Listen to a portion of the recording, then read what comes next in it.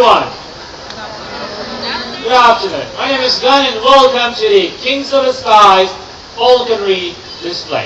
Now, falconry simply means the taking of wild game using trained birds of prey. In a few moments, we're going to bring you back on a journey hundreds of years ago to show you how falconry was practiced in places like the Middle East, Mongolia, as well as Europe.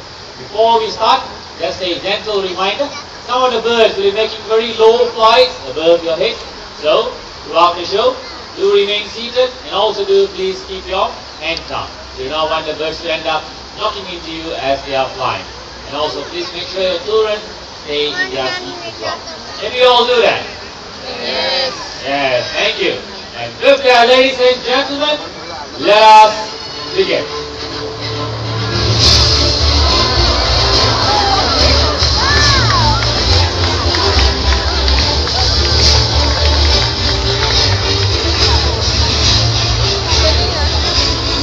Ang init to, init.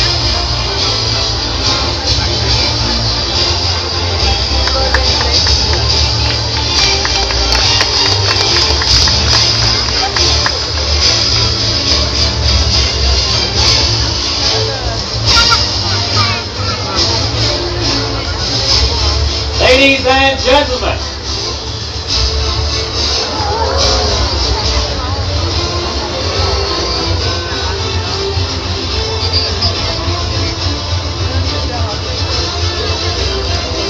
Nice. birds of prey have captivated man with their speed, strength, and agility.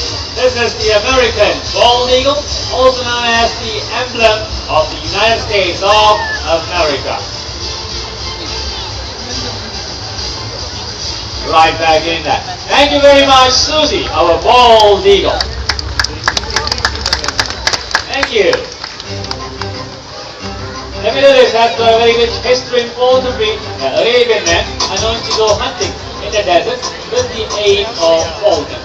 Falcons are very popularly flown due to their extreme speed, and these are a choice of bird in the Arabian desert. And joining us this afternoon is Mr. Abdullah. Thank you. And Mr. Abdullah does have a falcon with him. Falcons are used to hunt on prey such as pigeons, pheasants, and even prey as large as the Ubara bustard. Now, if you look at Mr. Abdullah, look at his glove. What do you see? Bird. Okay, besides the bird. Alright, look at my glove and look at his. What's the difference? Yes, his fingers. You can see his fingers. And this kind of a glove is called a Mangala. The Mangala exposed the Arabian falconer's fingers, usually very hot weather. Under the hot sweltering Arabian sun, it helps keep the fingers free from sweat. And the use of the Mangala and the exposed fingers. Now, time to get a falcon onto my head. Abdullah? Thank you. Now, if you look at the bird, you can see that she's got something covering her head. This is called a hood. Excuse me, can you go back in there? Thank you very much. Okay, so, and the hood is used to cover the bird's eyes to keep it calm and conserve energy just before a hunt. As falcons will get excited very easily. And talking about hunt, let's see what the falcon will be hunting.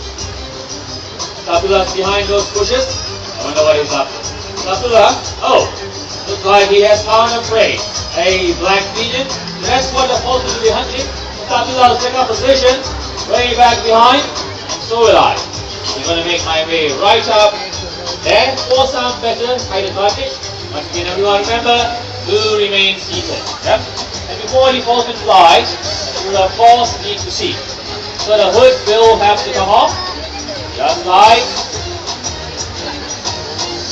Ah, yes, she does have eyes. Okay.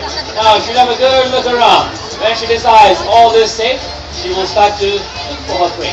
And when the bird is spotted, she might actually bob her head up and down. And this helps the falcon to better focus on the prey. So everyone, let's watch this. Ah, there was a rouse there. She just shook her body, getting all her feathers into place just before she flies. She's bobbing her head. She's ready now. She's off.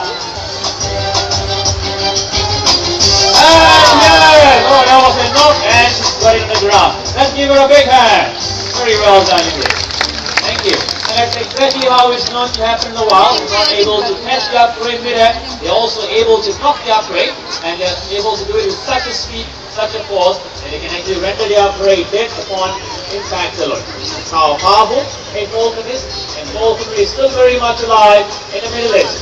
Today, the men from rich families, as well as the royal families, are still known to practice falconry as a promoted sport.